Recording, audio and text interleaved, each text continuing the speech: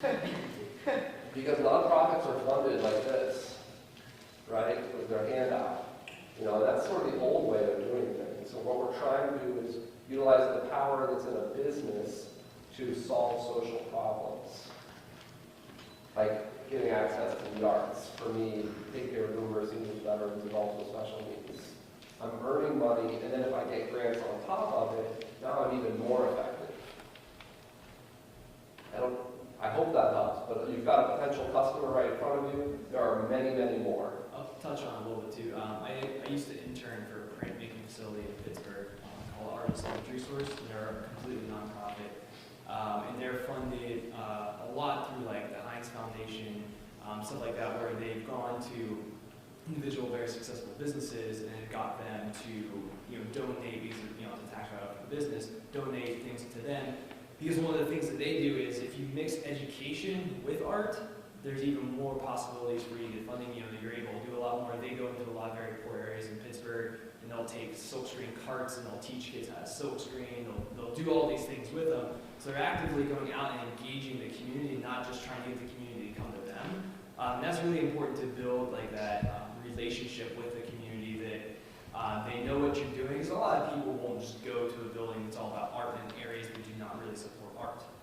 But if you're able to get out there, get out with the kids, it starts kind of trickling down and people start generating interest in coming there and being involved without ever, just having the idea of like, hey, I want to go down to this art center today. And then also, as an artist or anything, developing the ability to look at yourself in the third person and see like what you have available to you and what you're good at and what you want to do, and be able to kind of like focus on that and kind of like figure out, okay, well, I have these skills, I have these opportunities, how can I best exploit what I have to like make the biggest impact? Instead of trying to do what someone else has done, just figuring out what you want to do and what you can do, and then just kind of like it's exploiting it to make the best. You've got workforce development opportunities inside your project using screen printing. So, there are funds out there to take individuals who aren't like a disabled veteran. If you teach a disabled veteran how to make t-shirts, now you can get funding for workforce development so he can go get a job or she can go get a job making t-shirts. That's unemployable job. You can get paid several $1,000s to teach someone a task or a skill that they can use to make them more employable. And one other thing, I know at Air they used to, they would have, they built a lot of like silkscreen facilities and letterpress, and local artists in the area that didn't have a studio could pay for studio space. They would come in, they would have everything set up ready for them to go, certain prices they would pay to have like all their screens already burned for them and ready to go. So the artists could come in and work and have a facility where they had everything at their fingertips, and also not worry about mess or anything like that. They would clean up afterwards, but they would pay to come in and be able to work there. And that's something very interesting. And they would also, if you wanted, they would have interns like I would be there and actually help them along the process. They didn't know how to do a certain thing. You would be there to basically be their kind of like their skilled hands and trying to interpret what's in their head to get it down on paper. We're passionate. Bam. So to get more on this, these people will be here afterwards so you can talk to them more in detail. That was a long answer. Can we just turn to the person next to them, give them a high five, tell them they're awesome? Can you just turn to the person next to you? You're awesome. All right. So also, in your badge, you have an event evaluation form. This is a good time to start filling this out. And if you weren't here for the whole event, fill out the pieces that you were here for. So if you weren't here for keynote 1 was Rob, guy in the blue shirt. Keynote 2 was Steven, guy in the gold sports coat. The workshop was me, and the intro was me as well. And then the panel is what's going on now, and networking is just the event itself. So those are the event evals, so go ahead and start filling those out as well as we do the panel. That was a good question. I love this niche question. Was that helpful? Was that helpful? Okay. Any other questions? Another question? No one has a question? Don't be shy. Now's your chance. This is your chance. Bam. My name is Patricia. I have several different jobs that want to get on ASM. But only with my husband and me first. All I'm saying is props or props. But what I really would like to do is have a physical place where we can sell our stuff and then also promote local artists, especially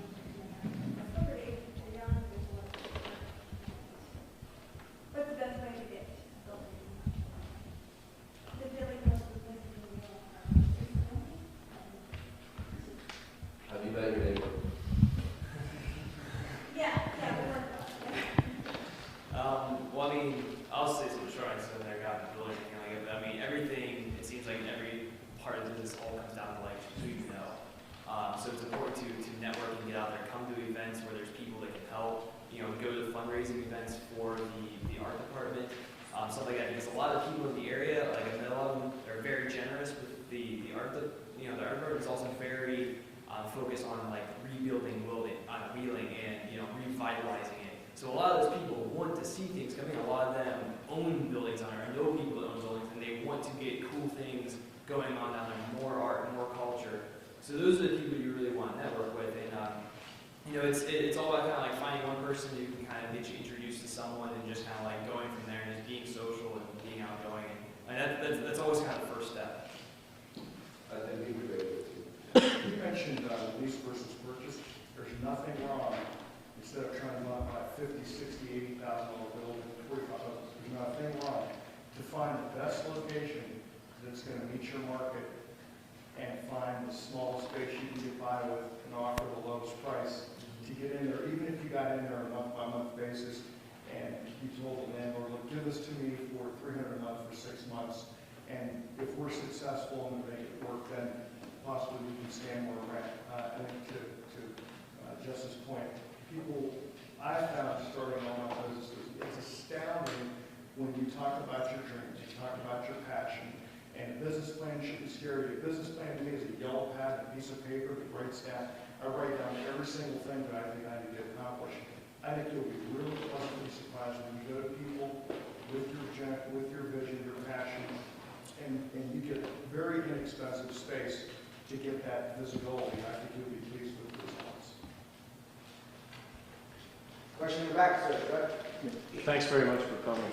I apologize if you have covered this. I was curious about elevator pitches and was wondering if you folks are familiar with the show Shark Tank on Friday nights, and whether you thought it was a pretty realistic assessment of how people can pitch their business in a real short time span, and what tips you would have on that. I'm not sure if you're familiar with this show.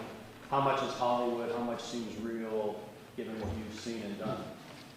Well, our company, when we first came up with our idea, we initially were looking into going on to Shark Tank. And since we didn't require initial funding right away for anything, and we are still kind of okay with our end of the funding, Shark Tank seems a little unrealistic for our use. And right now, there is a pre-funding site called Kickstarter, and it's this really amazing site where you present any idea, whether it's art, whether it's an entrepreneur idea, any program. They have all these topics, and you'll see everything there. And what you do is you present your idea, and you say, hey, if you like this idea, donate your money, and if we get a minimum funding, we'll make this idea happen. And typically, when you say your idea and you get funding, you get rewards. So, for instance, t-shirt making idea. You have a new way of selling t-shirts, and you say, hey, we want to sell these t-shirts, they're for a good cause, and if we sell $1,000 worth of pre-orders, we'll make the shirts. But if we don't get $1,000, we can't make the shirts because we need money for manufacturing and making them. And so any idea can get pre-funding in that way without having to go to Shark Tank and get investors that will take a huge chunk of that percent. Now, I'm not saying that that's not the best way to go. Sometimes you do need a lot more money than Kickstarter can offer, because typically the maximum you'll ever see is $100,000 in pre-funding requirements. And Shark Tank offers millions, of course. So for the larger ideas, you might have to look into that. But for Kickstarter, I suggest all your small ideas and really thoroughly investigate and get into that site. Talking about elevator pitches, they're an incredibly valuable communication tool. If you don't have a solid elevator pitch, you're never going to get heard. You've got to be able to say it in, I really think 30 seconds. I mean, 60 seconds is a long elevator pitch. Are you guys familiar with the idea of what an elevator pitch is? Imagine you're in a New York City office and you're in an elevator with Donald Trump or Surge, and you're going to the top floor. You've only got 30, 60 seconds in an elevator. What are you going to say? So if you're going to pitch your business idea, you've got to be ready to go. You've got to have key points. I read the book, The Exceptional Presenter.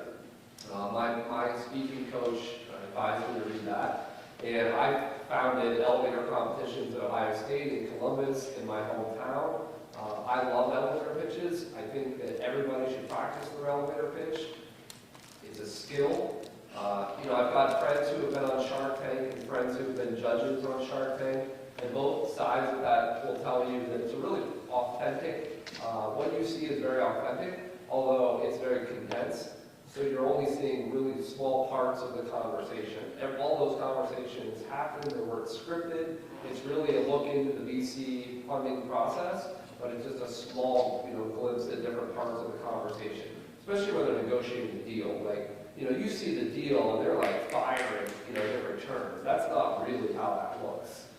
It's just really condensed, so they're only showing you small bits of it. But elevator pitches are critical. In fact, you guys should have a West Liberty elevator pitch competition.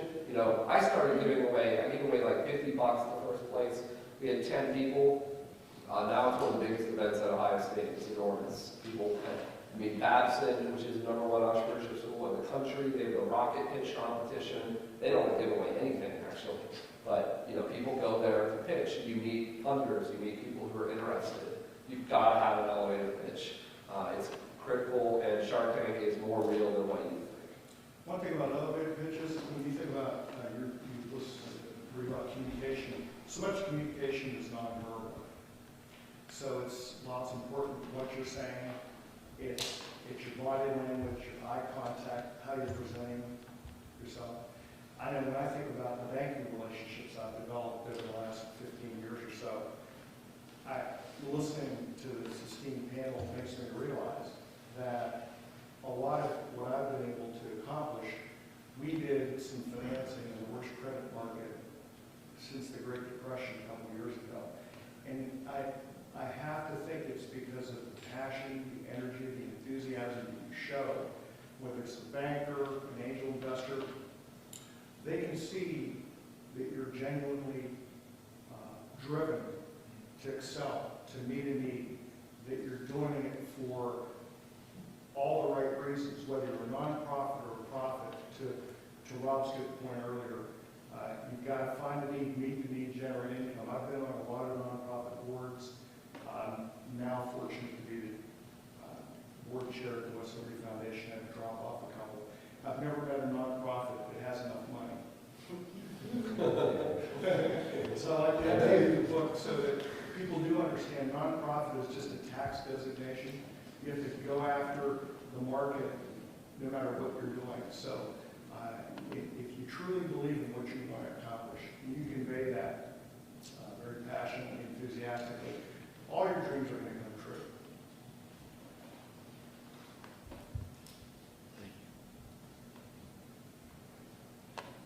Who has a good question? Sorry. That's my job. Okay. Go ahead, Rob. I'm just looking for more people with good questions. Yes.